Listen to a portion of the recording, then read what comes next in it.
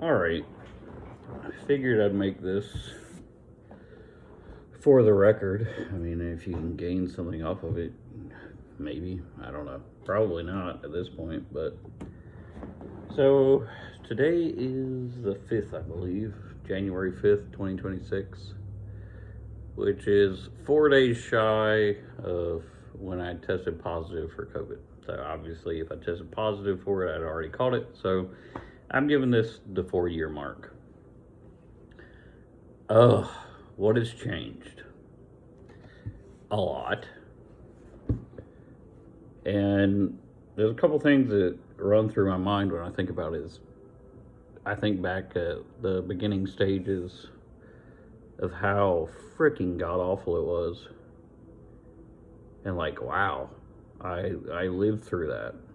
Like, I lived that. It's just insane for me to think about. I had to just suffer through that shit. That first year definitely was the worst.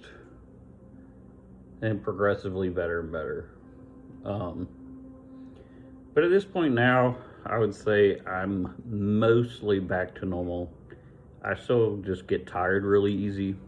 But other than that, the whole, neurological stuff, like shaking without any reason and crawling to the toilet and pooping blood and all the other weird anomalies that came along with it, the brain fog and all that stuff, that's pretty much gone. So good news there. Just get tired really easy. I still have to be conscious of how much energy I spend and where I spend it at. But that's okay with me, honestly, because that was probably something I should have been doing to begin with. But that's one side of it. Things are better. And then looking back, I can't believe I actually had to live it. I really cannot. And there's a small part of me that can't believe I even survived it. So that's something that just rumbles around in my head every once in a while. Then the life lessons learned during all this of the people who cared and the people who didn't. That one's never going to go away. Unfortunately, once you cross that line, there's no turning back from it. So that's the thing. A lot of relationships had to end for me to survive. Which sucks, but, it definitely separated the wheat from the tares, per se. That's for damn sure. Now, lastly, the other thing that is just a big hurdle that is coming up in my path and has been in my path for a while now is, I would say, it's been 4 years now. But a good 2 of those years, or maybe 3 of those years, are pretty much like a complete wash. So, I mean, it's almost like I might as well have been in a coma. Almost. But clearly I was not. I was still fumbling around somehow. But, so now it's playing catch up. Now I've got to catch up to life again.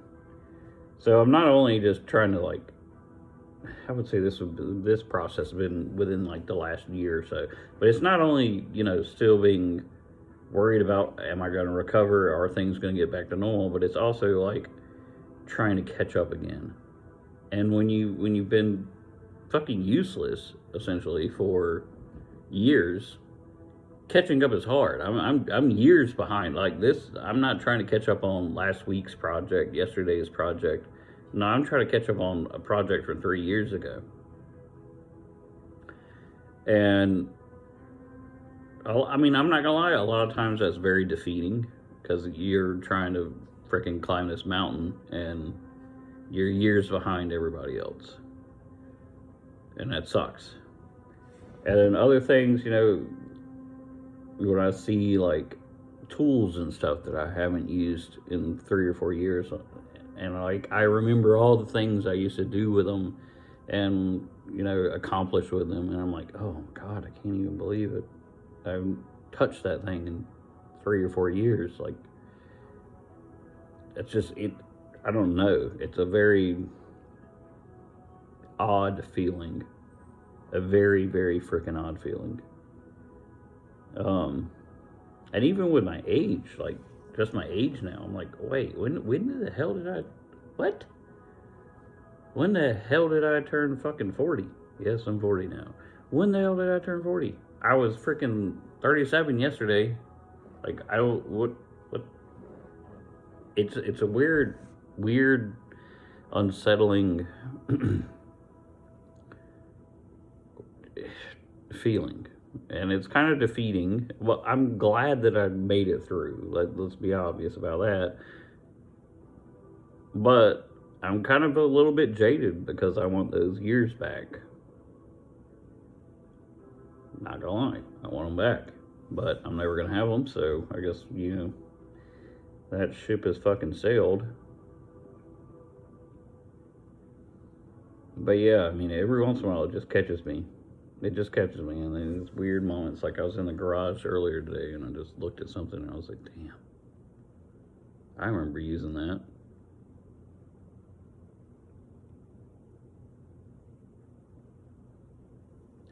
It was weird.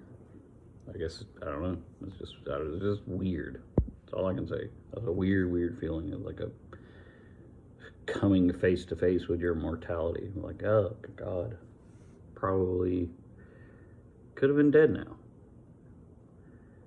Which I'm not, somehow. And a lot of my associates and friends were not so lucky.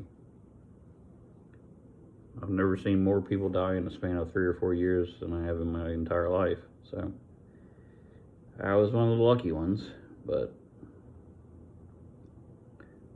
I still get a little bit mad about shit. I'm not gonna lie. But all in all, 4 years later, probably like 95% better. 95% better. The battle from here on out is just going to be putting in the elbow grease and the mental battle of it, I don't know. I mean, it's